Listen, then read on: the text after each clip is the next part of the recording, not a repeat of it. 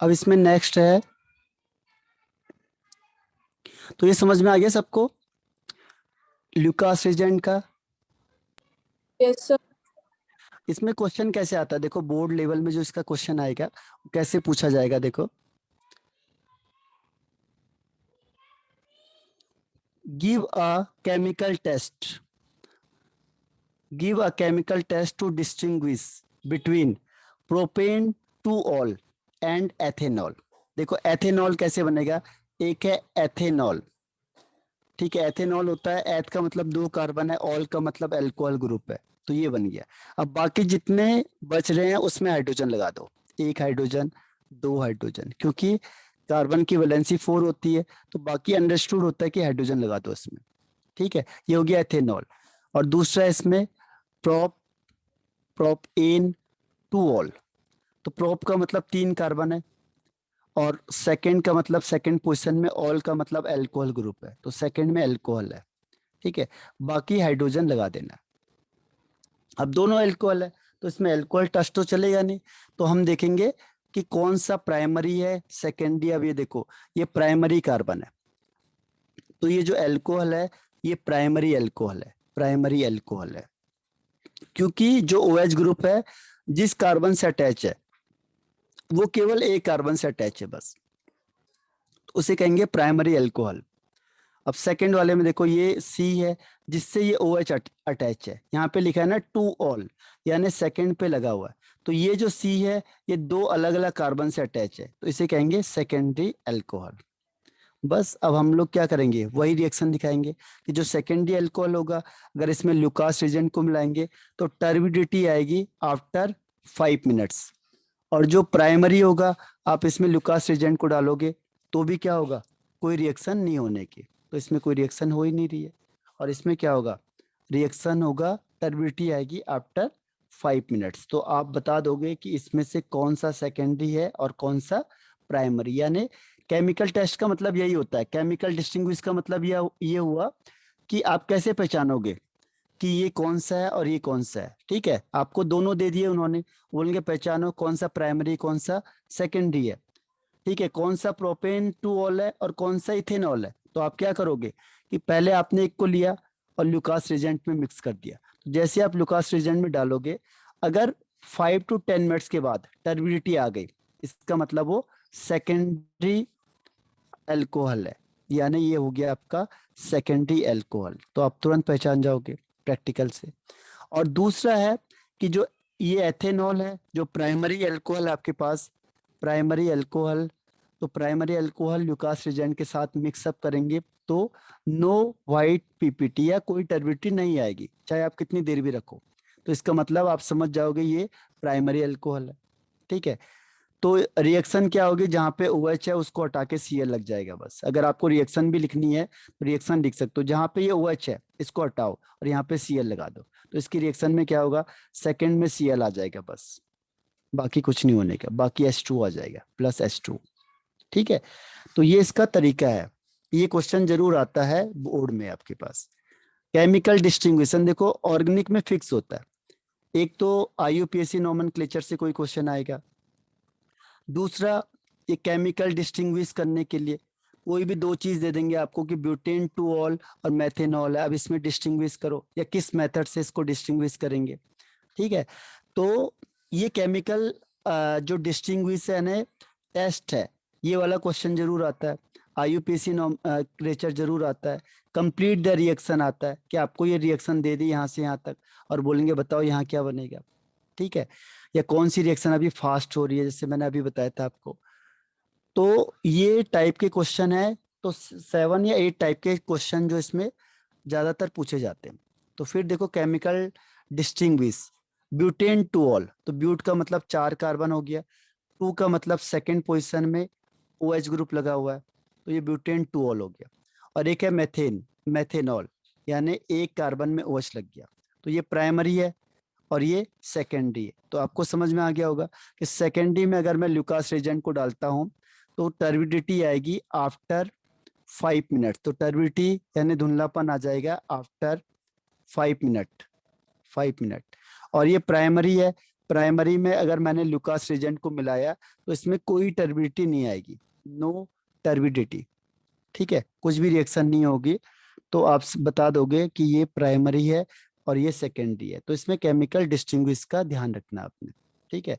तो ये आपके प्रैक्टिकल के रिस्पेक्ट से भी है और वैसे भी है, ठीक है। तो बोर्ड लेवल वाले क्वेश्चन ये हैं जो टेस्ट में आ जाएंगे आपके पास, इसको प्रिपेयर कर लेना। अब देखो सेकंड आता है इसमें PCl5 का। PCl5 हो या PCl3 हो, दोनों में एक ही चीज बनती है। जैसे ही आपने अल्कोहल लिया और उसमें PCl5 मिलाओगे तो क्या होगा, ये जहाँ OH है इसको हटाएगा, यहाँ Cl आ जाएगा। इसके अलावा इसमें दो बाई प्रोडक्ट बनते ही बनते, ये ध्यान रखना। जब भी आप किसी को PCl5 के साथ रिएक्शन कराओगे ऑर्गेनिक केमिस्ट्री में, तो आपको ध्यान रखना है कि POCl3 और HCl तो बनेगा ही बनेगा, ये दोनों फिक्स बनते ही बनते हैं, इसके बाई प्रोडक्ट हैं ये। तो जब भी PCl5 को मिक्सअप करोगे तो आपको ध्यान रखना है कि POCl3 और HCl बनेगा ही बनेगा उस केस में, ठीक है। तो ये इसके बाई प्रोडक्ट होते हैं। अब क्या होगा, जैसे मैंने लिखा CH3 CH2OH, इसमें PCl5 मिलाएंगे तो पहली काम क्या है इसका, जहाँ पे OH है उसको हटा के वहाँ Cl आ जाएगा, तो ये बन जाएगा CH3 CH2Cl, और दो प्रोडक्ट इसके बनने बनने POCl3 और HCl, ठीक है। तो ये इसकी रिएक्शन हो गई। अब इसकी मैकेनिज्म होती क्या है, हालांकि ये मैकेनिज्म पूछी नहीं जाती है, ठीक है, ये आपके केवल नॉलेज के लिए। जो कुछ मैकेनिज्म है जो आपके बुक में ऑथोराइज्ड की है उसी को मैं बता दूंगा कि इसको याद कर लेना, ये केवल आपने देखना है बस, क्योंकि ये वाला नहीं पूछा जाएगा। तो ये अल्कोहल है और ये PCl5 है।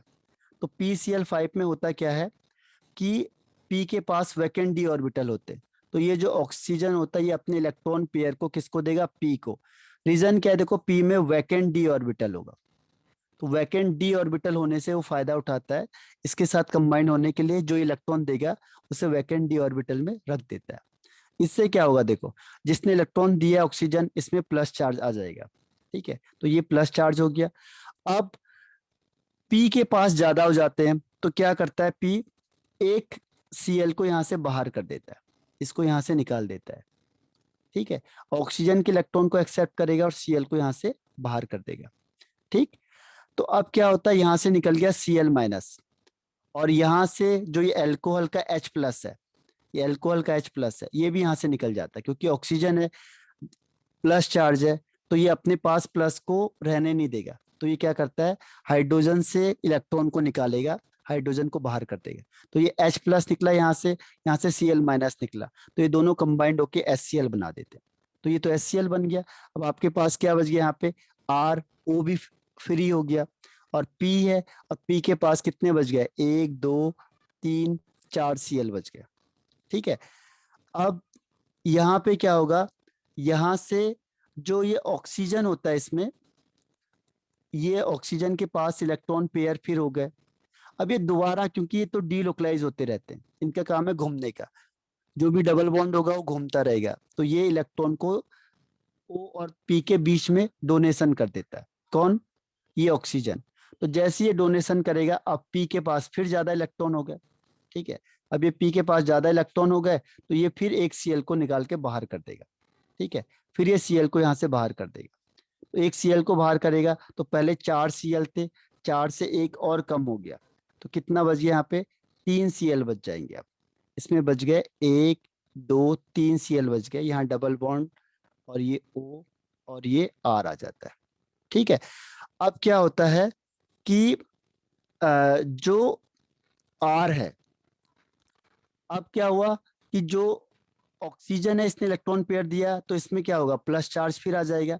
अब इसके सामने कौन वीक है, इसके सामने वीक है ये अल्काइल हैलाइड, यानी अल्काइल, ये CH3 ग्रुप।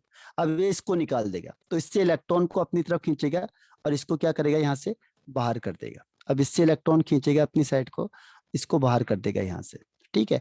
तो ये क्या बन गया आपके पास, POCl3। तो इस तरीके से POCl बन जाता है, POCl3 बन गया। और यहाँ पे क्या बचा, यहाँ पे आया R+, आर प्लस आया और यहाँ इससे पहले क्या था, Cl माइनस निकला था, तो ये प्लस और माइनस आपस में कंबाइंड हो जाते हैं और ये बना देते हैं RCl। ठीक है, तो ये ध्यान रखना। अब इसमें कभी भी कोई अटैक करेगा तो फ्रंट अटैक करेगा। क्यों करेगा? क्योंकि यहां से इलेक्ट्रॉन निकल रहा है, तो अटैक भी इधर ही साइड से होगा। तो इससे एक फायदा क्या होगा, देखो, इससे फायदा ये होगा कि जो प्रोडक्ट बनेगा वो एक ही बनता है। जैसे अभी मैंने कहा कि प्रोडक्ट दो बनेंगे, लेकिन इस केस में जब आप PCl5 के साथ रिएक्शन कराओगे तो एक ही प्रोडक्ट बनेगा, अब दो नहीं बनता, क्योंकि इन्वर्जन की पॉसिबिलिटी खत्म हो जाती है, केवल रिटेंशन ही बनता है बस, यानी एक ही प्रोडक्ट फॉर्म होगा। तो नंबर ऑफ प्रोडक्ट कितने हो जाएंगे, एक। ठीक है, तो ये ध्यान रखना, PCl5 के साथ एक ही प्रोडक्ट बनेगा, ल्यूकास के साथ दो प्रोडक्ट बनते हैं, इसमें रिटेंशन बनता है, इन्वर्जन नहीं बनता।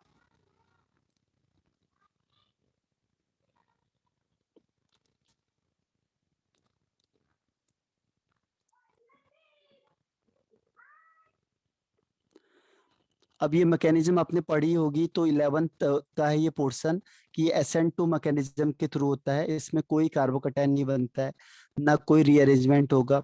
ठीक है, और इन्वर्जन ऑफ कॉन्फ़िगरेशन ही होगा।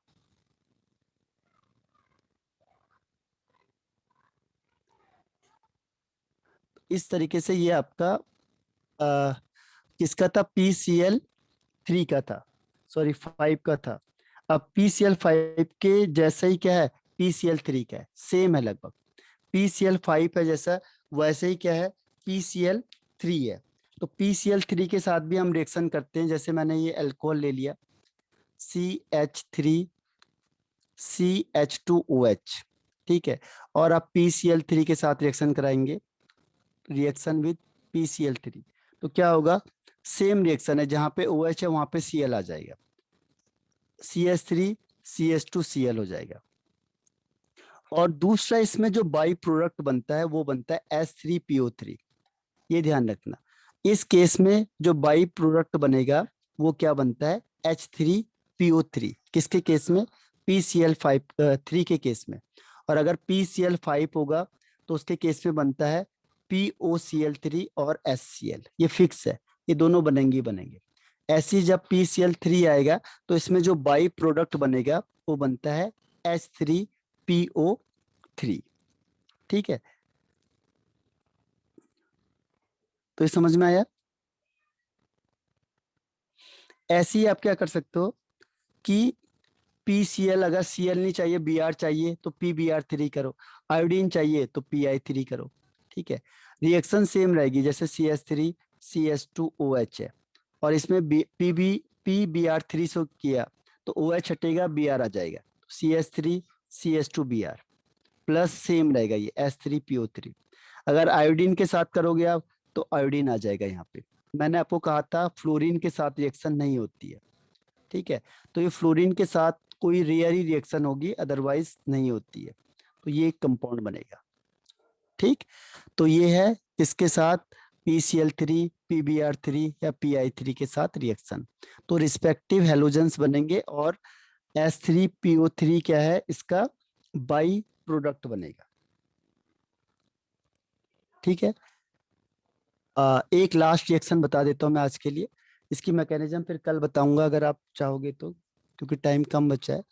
इसमें डार्जन्स मेथड, इन चारों मेथड में से सबसे इंपॉर्टेंट मेथड यही है, डार्जन मेथड। इस केस में क्या होता है, जब अल्कोहल होता है SOCl2 के साथ रिएक्शन करता है, तो ये सबसे बेस्ट मेथड। तो इसमें पूछता भी ये क्वेश्चन हो कि चारों मेथड में से बेस्ट मेथड कौन सा है हेलो एल्कीन बनाने का, ध्यान रखना। तो यही मेथड है जो सबसे बेस्ट मेथड है। इसमें क्या होगा, जहाँ पे OH है वहां पे Cl आ जाएगा, तो RCl होता है, SO के साथ ये ऑक्सीजन जुड़ जाता है तो SO2 हो जाता है, प्लस HCl हो जाता है। ठीक है, HCl। अब ये बेस्ट क्यों है, इसका बेस्ट होने का रीजन क्या है, कि जो इसके बाई प्रोडक्ट बनते हैं, इसके जो बाई प्रोडक्ट बनते हैं SO2, ये भी गैस होती है, और HCl, ये भी गैस होती है। तो जो गैस होते हैं ये उड़ जाएंगे, जैसे आप बनाओगे ये दोनों गैस के फॉर्म में उड़ गए बाहर, तो आपके पास प्योर RCl मिलेगा। यहाँ पे जो RCl यानी एल्काइल हैलाइड मिलता है ये प्योर मिलता है, इसीलिए हम इसको औरों के कंपैरिजन में, क्योंकि औरों में बाई प्रोडक्ट था, फिर हमें और मेहनत करनी पड़ रही थी, फिर उसे निकाल के तब हमें प्रोडक्ट निकालना पड़ रहा था। लेकिन यहाँ पे क्या है, ऐसा नहीं है। यहाँ पे आपने जैसे ही SOCl2 को मिलाओगे तो आपको RCl क्या मिलेगा, प्योर मिलेगा। तो इसीलिए इन चारों मेथड में से अगर आएगा कि एल्काइल हैलाइड बनाने का बेस्ट मेथड बताओ, तो ये होगा SOCl2। ठीक है, जैसे कोई भी एग्जांपल ले लिया, CH3CH2OH है और यहाँ पे लिख दिया SOCl2, तो इसका काम कुछ नहीं है, जहाँ पे OH है इसको हटा दो बस, OH को हटाओ और OH की जगह पे क्या ले आओ, Cl ले आओ बस, तो यहाँ पे CH3CH2Cl हो जाएगा और SO2 और HCl हो जाएगा। ठीक है, तो इसको कुछ देखना ही नहीं है, अगर आप कंफ्यूज नहीं होना इसमें, जैसे ये है कंप्लीट द रिएक्शन में भी आ सकता है, यहाँ पे दे देंगे OH और बोलेंगे प्लस SOCl2, तो आपको क्या देखना है इसमें कि OH कहाँ पे, OH यहाँ पे है, तो जहाँ पे तीसरे नंबर पे OH है इसकी जगह पे क्या कर दो, Cl लगा दो, 1 2 3 4 5, तो जो तीसरा नंबर है वहां पे क्या करेंगे, Cl लगा देंगे बस, और इसके दो बाई प्रोडक्ट बनेंगे SO2 और HCl। तो ये है कंप्लीट द रिएक्शन का तरीका। ठीक है, तो यहां तक में किसी को कोई डाउट?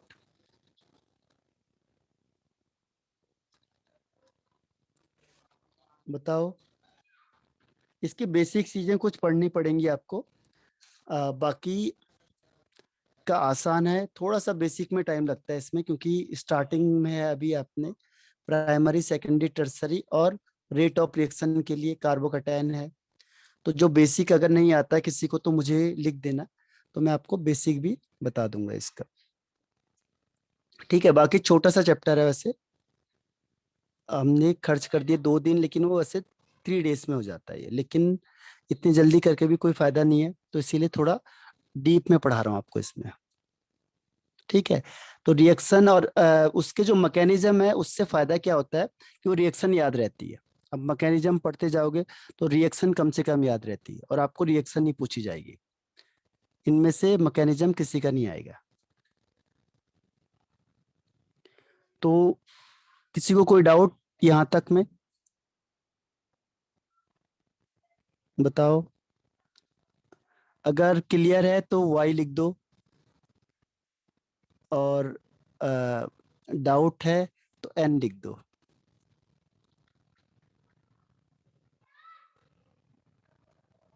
क्लियर है ना? ओके, ठीक है, तो फिर आज के लिए इतना ही, और इसको मेहनत करना आपने, इसके क्वेश्चन आंसर को सॉल्व करो, भेजता हूँ मैं क्वेश्चन आपको।